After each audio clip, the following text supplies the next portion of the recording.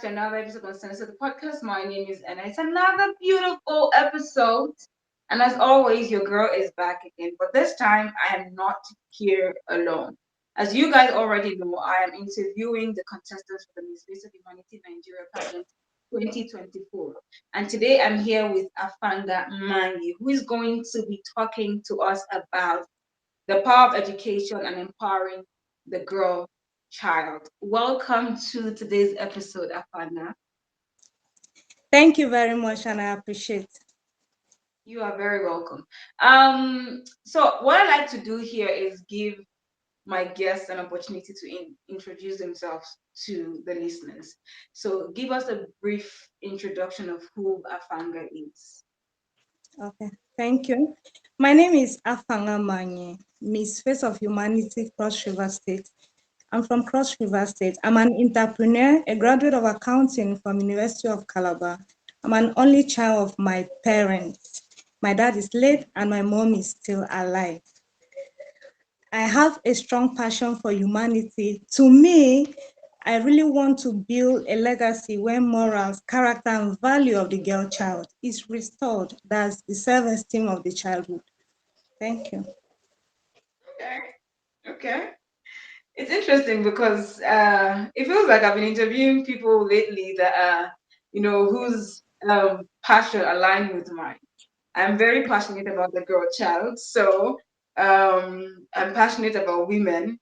I'm passionate about children in general, but I'm particular about the girl child. So I like that you are as well. But before we Thank, get right into all of the from today's topic, why Miss Face of Humanity? thank you very much for that question. That's such a unique question. Naturally, I'm a child of humanity. When I say child of humanity, I was born 6 months, 2 weeks. I wasn't up to 9 months. Yet my mom never gave up on me. As a young girl then, she didn't care about the stigma that a woman has given birth to a child that is so premature. She took it upon herself, raised me alongside her parents, went back to school. So my upbringing has been so interesting. I've always yearned for a platform where I can also build and give back what was given to me. Where I come from, I've seen the girl child suffer. I have seen how children are being treated, maltreated. Especially, my mom would have just tagged me a witch because most children now are being tagged. They are rebranded, but no, she did not. So I was looking for a platform where I can share my stories and where I can also contribute in nation building, especially in the aspect of the girl child. I've been opportune to do some pet project with the girl child. And when you talk to them, you see that they all have one and the same challenges: negligence, poor parenting. And this makes them to, it brings up misappropriation of values. They are lost. They don't know their way, what they can do, or what they should even do. So I picked Miss Face of Humanity Nigeria because it is a platform that aligns with my values, and I have seen them building and creating young women that are change makers, that have broken the even, that are breaking barriers, that have taken action. They are showing, they are inspiring us with their messages. So Mm. I love to continue with this legacy. That's why I picked Miss Face of Humanity Nigeria. That's interesting. That's interesting. Thank you for that.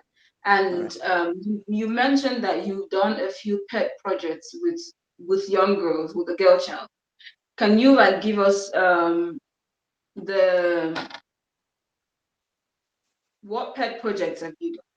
Can you mention like a few, even if it's just one? Like what exactly was it about? What was the theme for the project? I think that's what I'm. Okay, the one I did, the theme was education, the best provision for old age. I did it at Lugbe Primary School in Abuja precisely, and I assisted with 1 year scholarship for 20 children that their parents were artisan marketers. Some of them were fruit sellers and selling of corn, all these petty things in the market. And when I tried speaking with them, most of their parents, I found out that they are single mothers. And what led to their singlehood is because their self-esteem was already lowered.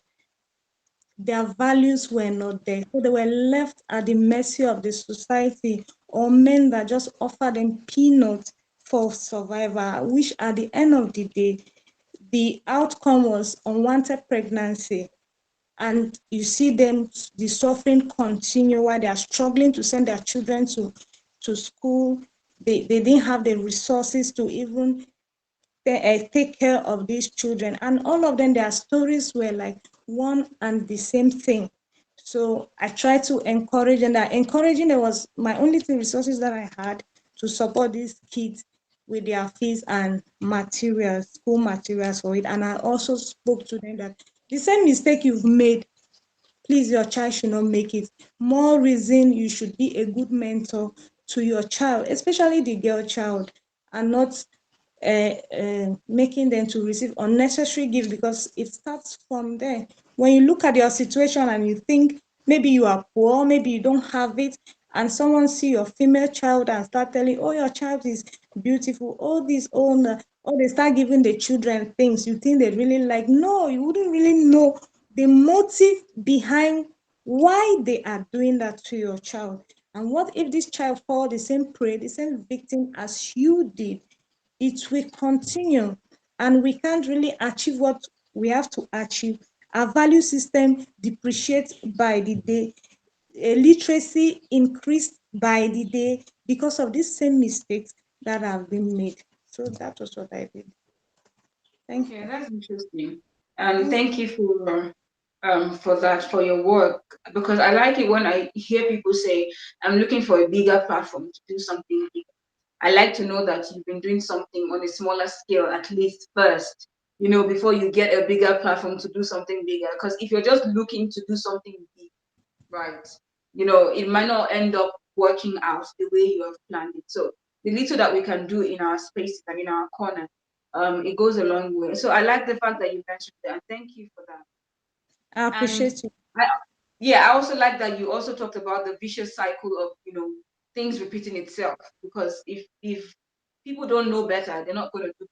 And until the person knows better, they're still going to keep doing things the way they've always known to do it. So yeah, thank you for your contributions and thank you for your work. So why then do you believe that educating the girl child is crucial for societal development? Okay. First and foremost, investing in the girl child is crucial asset to society. If the girl child doesn't come out upright, she can't stand out as a leader. It has to do with parenting, why I believe so. If the child home bringing is uptight, the values are intact, the child will be focused. And if the child is focused, the child will take her education seriously. Why? Because from home, the parents have already molded that child. This is good, this is not the right way. Education is priority. And once a child has a good knowledge in education, that child can never go wrong, or the child can never go missing in the society. The child cannot be left at the mercy of the society, because first, the child knows her whereabout, what she is doing, what she wants to achieve, her prospect. So she won't be blank, she won't be naive. And when a child is learned or has basic knowledge of herself, you see that the she can be a stereotype, and she cannot be pushed around. Peer group pressure can't have impact on her. You can't tell her that, like for instance, when I was in school, we had some of the young girls that drop out of school, reasons being school na scam, especially when the stress is coming too much. Why? Because their self-esteem was already tampered with. They were not focused. But when that child is focused, you know that no, this school is not scam, it is value. And at the end of the day, you can actually stand out as a leader and speak to other young women that have been misled that no, education actually is the best provision for old age. So to me, as a person, with education, a girl child can stand out anywhere, anytime. I take myself as an example. Even if a spirited individual, an organization cannot give me the privilege to for me to air out what I have now, I always believe in the future they can. Why? Because I'll try to stand out, to make things differently, to make them see that actually I know what I want. I have the values, and I want it to be to go down to the next generation or to other young girls that really look up to me. So you see, our value system, education, mentorship, these are elements that will help the girl child to stand out. And the empowering, there is a kind of empowering the girl child, because the values will be there, the character will be there, the knowledge is there, and the girl itself is standing as a role model. Role modeling is not wearing a beautiful outfit. Role modeling is the impact you're giving to your surroundings, starting from your home and the environment, the society at large. Thank you. Thank you. Okay, that's a good one. And I like that you mentioned family because it's the bedrock of our society. And it happens when if there's no like strong value system in the family where father has different values, mother has different values, there are different values in the family. A child doesn't really know where they stand, right? And I like that you also mentioned about, you know, the things that we do in our own spaces because as individuals we have a role to play, right? And like you said in your words, role modeling is not about wearing beautiful clothes, right? It's about the impact, you make in your society and those around you, which of course also starts from the family because charity they say begins at home, right? Yes, Yeah, ma'am. so that's an interesting one. Um, Thank you for that. So, what do you think are the common barriers that, since you say you're from Cross River State, am I correct? Yes, ma'am. What are the common barriers preventing girls from accessing education in your region? Poverty and accompanied illiteracy. Yo, okay. You better go ahead and preach. Okay. You know, poverty has a way of bringing out the beast in every human. When you can't really afford your basic needs, it can turn you to something else. Another thing, when people are not well informed, they do things the wrong way. There is this saying, they say information information is currency or something like that. When people are not well informed, they don't get things right. Now, in my state, in my community, let me start from. I used to say that I don't hide it. The community where I come from is inside the bush. And most parents there, they believe that how long will they labor for their children to go to school? Is it not a waste of time for the girl child when the child can easily be married and the bride price is being brought to the family? Now the question is, how sustainable is the bride price of your female child to you? It's not sustainable because you just use it to cook and eat, drink and marry. It's gone. It's gone. Now values are being drained. But if parents are well informed, which is the illiteracy aspect, if they allow themselves to to allow people or advocates talk to them about allowing their female children to go to school, it will reduce the rate of illiteracy. It will also reduce the rate of poverty. Why? Because with education, the child can learn a skill. The child is learning knowledge in different aspects, in different sectors. So that child cannot be blank. The child can't beg. Because, for instance, you are a computer operator because you went to school and they say they need a typist in a place. They want a computer operator in a place. You get employed. and you can't be poor. At least you can make means end. So we have to look for things that will help the girl child to remove them from this poverty and illiteracy. That's why I said that poverty and illiteracy is one of the factors hindering the girl child to stand out. Another one I have, foreign practices. And this, it will still go down to our so-called civilized parents, the digital mothers. We see things on social media. I'm not against it. Social media has helped to boost the standard of living for some people by increasing their income. At the same time, there are ages where a child should be exposed to social media, and there are ages where a child shouldn't be exposed to social media. For instance, if the child doesn't know her left from her right, you are given, if you give a 6-year-old child a iPhone, it's not bad. You trying for your child to live a luxurious life because you have the world. No, it's not bad. But it will be bad when that child have access to certain information that may mess up with the child's head, might mess up with the child esteem. The child might feel that, oh no, I don't think going to school is the right thing. I think me wearing some bikini and dancing in the camera will fetch me more money. You see, the value of that child is lowered because the child's mentality is pre-programmed the wrong way. And parents will come and say, no, leave my child in America. The They whites do. do this. In Canada, the white do this, forgetting that in America you have a 19-year-old child that is an inventor doing something so outstanding. Then in our own system, in the part of the world where we are living, how many of these 19-year-old children are outstanding? Do you think the American people practice our own culture? Then their children came out like that.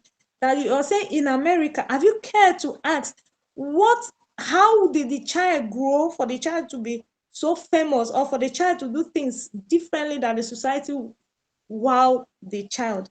And from my own findings too, yes, in America they do those things, but mind you, their parents are bold enough to tell them that this is wrong, this is right. But in our society, parents are even shy. They are so ashamed to even educate their children on certain practices. Reason being, some of them are even using the wrong vices to make their money. Mm. So with this, our value system will deteriorate by the day. Another point I have, civilization and modernization is one of the things that is affecting us. Your girl child is 5 years, and say she should wear makeup because she's going for her whatever, whatever. You start trying to over make her up. You start trying to put into her head that if she looks beautiful, she can get married to a prominent person, a rich person. You're not focusing on the value that if she comes out well, if she is intelligent, if she read her books and take her education seriously, she can be a governor. But rather, you're telling her that if she looks beautiful, she can become the governor's wife. So does it mean that female children can hold certain positions? So we need to do things the right way for our female children to stand out. We've seen the aspirant of the United States of America. She is a woman, isn't she? Because of, mind you, whether we like it or not, her growing up was tight, was focused.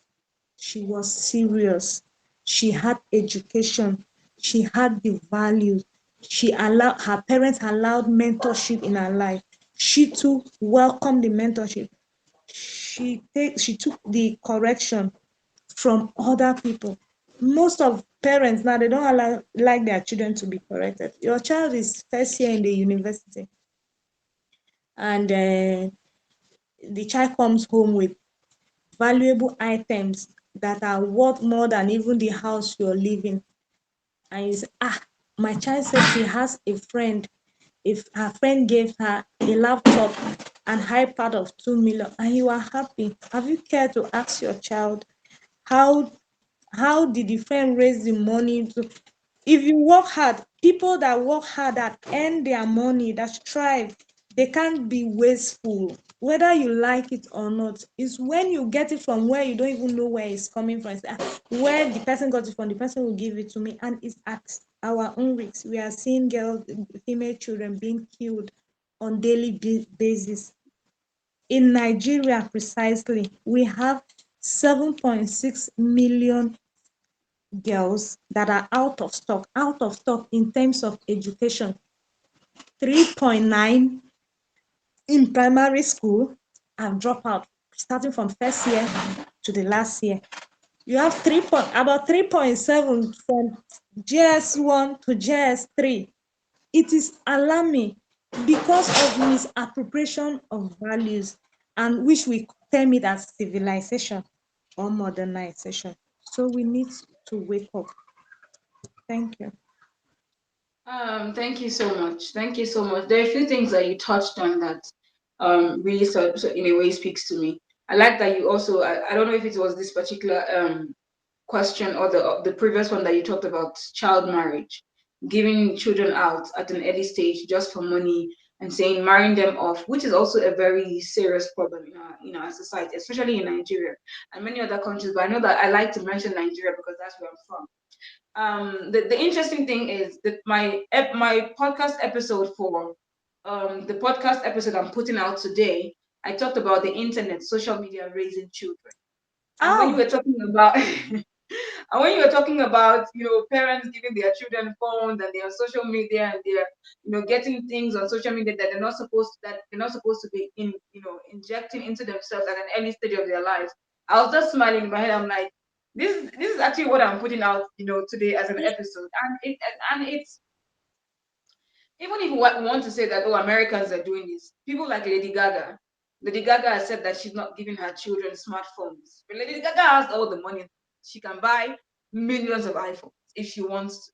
Even though I also don't think iPhone is luxury. I don't think that's the kind of luxury I want to give to my kids, actually. Lady Gaga has said that she doesn't want to give her children smartphones because the internet is not a space for children supervised. The internet is not a space for children. So thank you that you mentioned that, because yeah, there are so many people who are being raised by social media.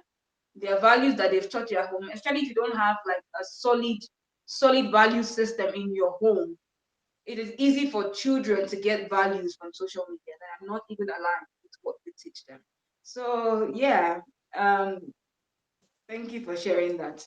So thank another thing I want to ask you is, since you've been on this journey of, impacting lives and um, changing lives and educating children, what would you say has been some of the challenges that you have faced advocating for the girl child? You know. One is acceptance. Why I call it acceptance is I will still go back to parents. Most parents or most female children, the age I have done programs for, are not ready to accept the fault, to accept the holes, to accept where we are lacking. So at this point, if you come up with a program and you say, let's talk to our female children, let's hear from them what is their drive. Let's try and mold them or give them a mentorship program. As long as you're not coming to give them piecemeal amounts, they are not ready to listen. Like in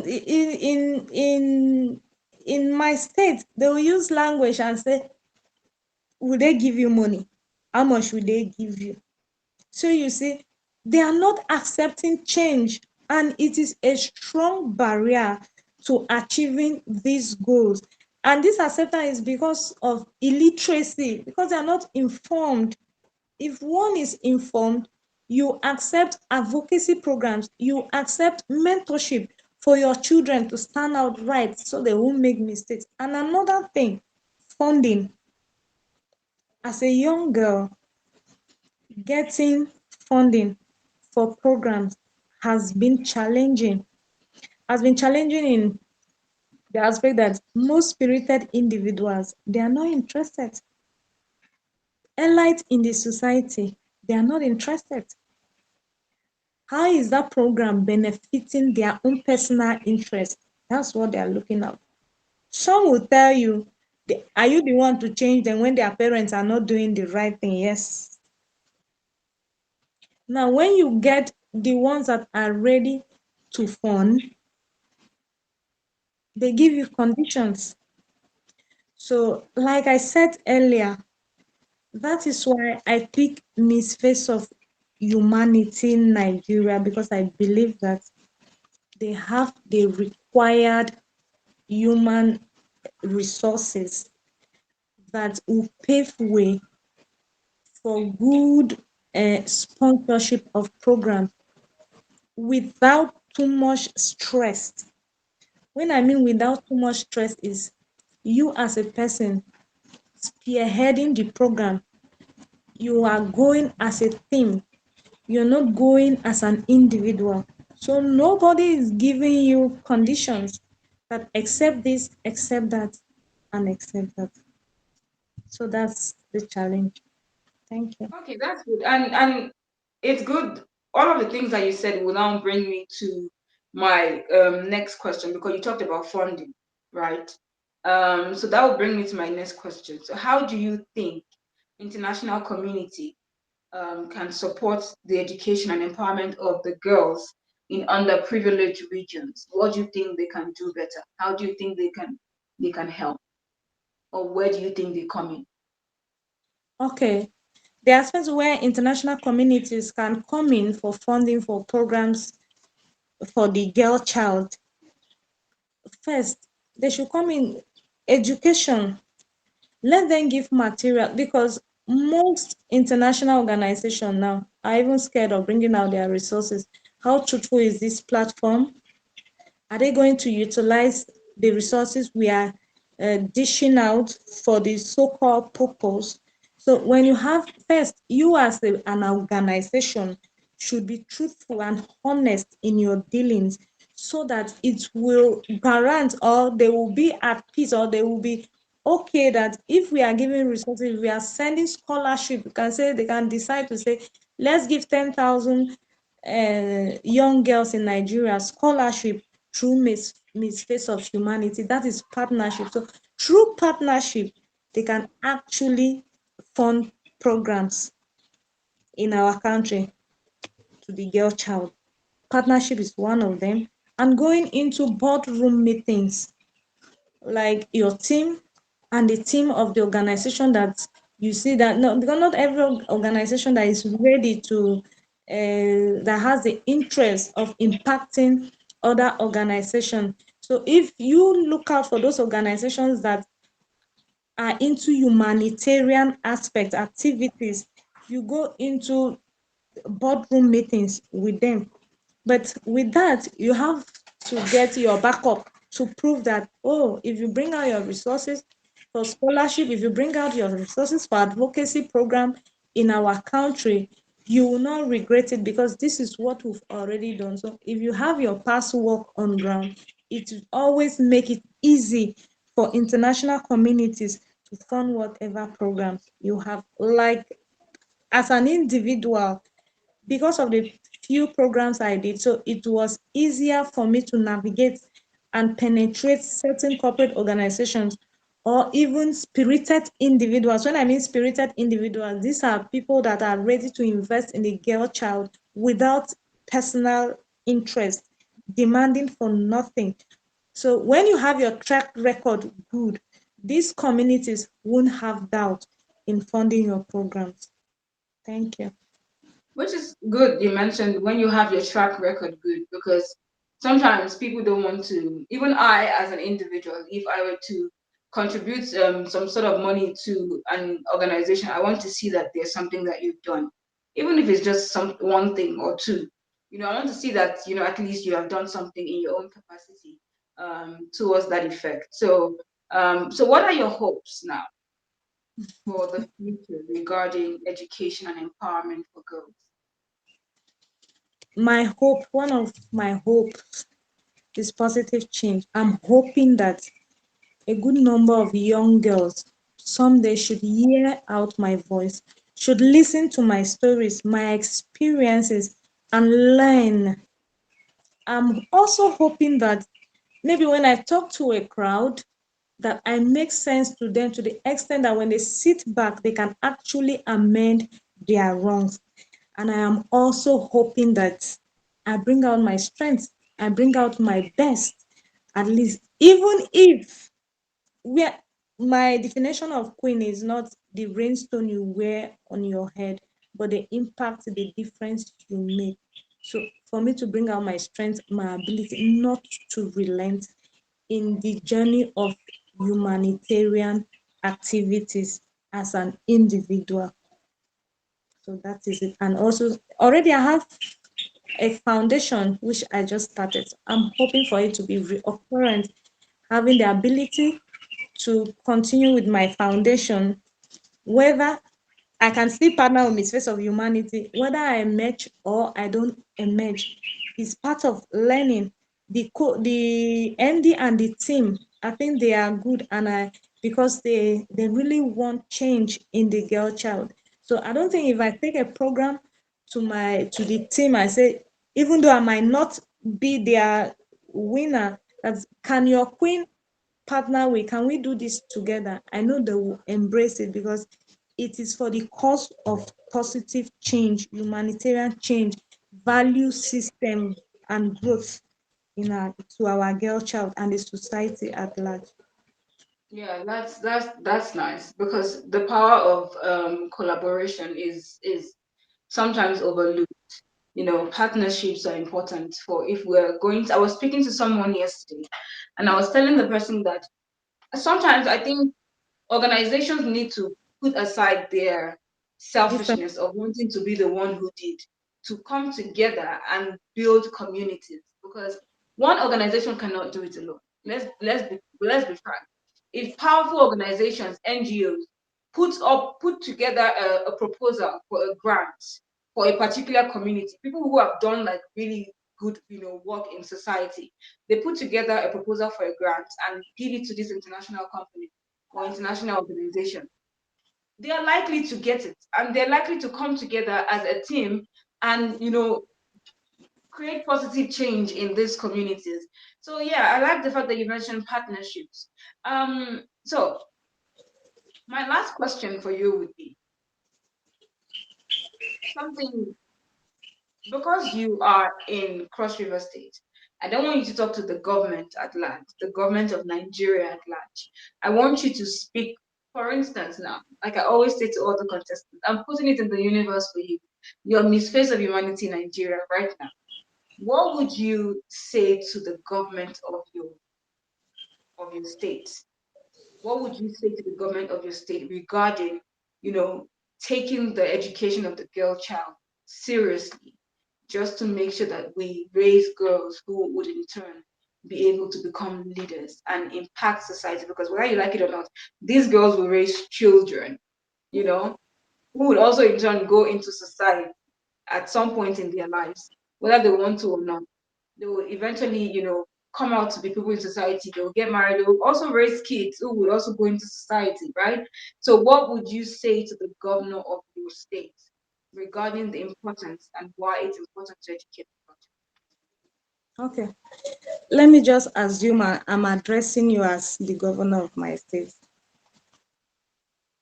Mr. Excellency, it is very imperative and important for the girl child to be given the right to education.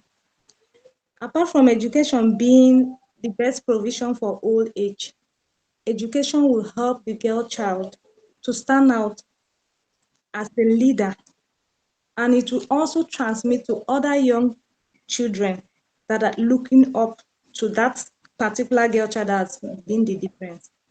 And today I'm talking to you that do not let the girl child die. Do not allow the power of the girl child go weak. Give us hope. Let there be right to free education, because a woman is an innovator, is a change maker. A woman is naturally a humanitarian carrier. So women should not be left out. Women should be given the opportunity, provided it is breeding positive change, it is breeding goodness, it is breeding change for our state, Nigeria at large, and the world. Women are society makers. Let's build them. Let's invest in them. I'll plead with you right now to encourage programs, female programs in education, especially so that we reduce illiteracy and poverty in our society. Thank you. That's what I would say to my governor. Okay. Okay, Miss Face of Humanity Nigeria, I'll consider your request. Thank you very much. Okay, it's been an amazing conversation with you. I hope that you continue to do the good that you have been doing in your own space. Okay. And I hope that you don't relent, because I know it can be very tasking, it can be very exhausting, especially when the funds are not coming in and you feel like, nobody's listening to you. I hope you get the courage and the push to continue and not stop. Like you said, whether you win the crown or you don't win the crown, I hope that you continue the good work that you're already doing. And I wish you all the very best on your Thank you very journey, much. to Thank you. becoming the Space of Humanity Nigeria. And Okay. yeah, it was lovely having you. Thank you for I thank you for appreciate being. I appreciate You're it. very welcome. Okay. And so, guys, we have come to the end of today's episode. Like you heard, and I would always say, do your quota in your own space. Build your community, because whether you like it or not, you are a part of that community. And when the community is good, you are able to live in that community in peace and harmony. The girl chat is very important. I'm sure we already know that by now, even though I feel like it's something that we need to continue to talk about. These are conversations that we need to have to make sure that we drive our points home. Until I come your way again next time, I remain Ene, and this is Answers of the Ene. Bye, guys. Bye.